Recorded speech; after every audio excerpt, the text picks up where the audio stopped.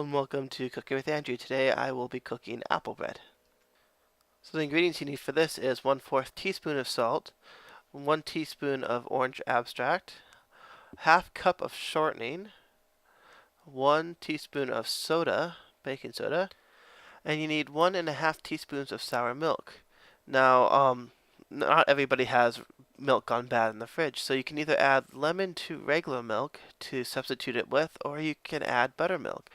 Either one's okay. I'm going to go with buttermilk because that sounds less gross to me. Next, you're going to need a cup of peeled and coarsely chopped apples. Then you're going to need 2 cups of flour.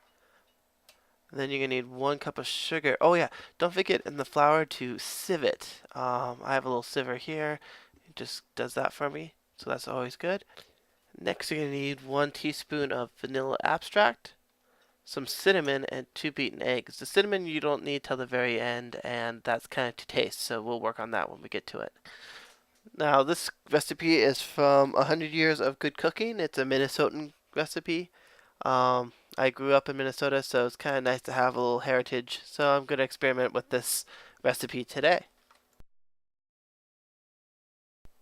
So I sieved my flour, I peeled and chopped my apples, and I went ahead and beat my eggs. If you want to see this in detail, I'll have videos of me doing these things on my extras. Okay, now I'm adding the shortening, and then I'm going to beat it up just a little bit with my whisk, just so it's not one giant lump of shortening in my bowl. Then I'm going to go ahead and mix my sugar.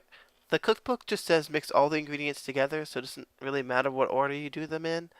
I kind of have a system where I kind of mix my ingredients kind of like I do cookies. So I'm going to go ahead and mix my shortening with my sugar. And then I'm going to pick all my wet ingredients, kind of mix them together, and then take the rest of my dry ingredients, mix those together. And then I'm going to go ahead and pour those into my big mixing bowl. Now you want to make sure everything mixes well and together. Now you'll find when you're mixing this is going to be a lot drier than you probably would expect. At least that's what I felt. That it was a little bit more coarse and a little bit more dry. It kind of comes out as kind of coffee cake like, so it works. Oh, don't forget to add the apples.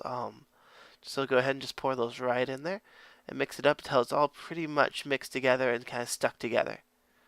Mine was kind of like the consistency of sugar cookies, that you can kind of clump it together. So go ahead and put that in a grease pan. Now you're going to want to mix up your cinnamon and sugar. It's kind of a 50-50 mix for a topping.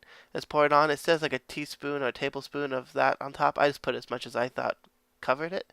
Stick that in an oven at 350 for an hour, and then check it. I stuck a little toothpick in there and it came out just fine, so I just pulled it out. And now you get to eat it, which is pretty much the best part, if you ask me. But you can also save it. This bread freezes really well.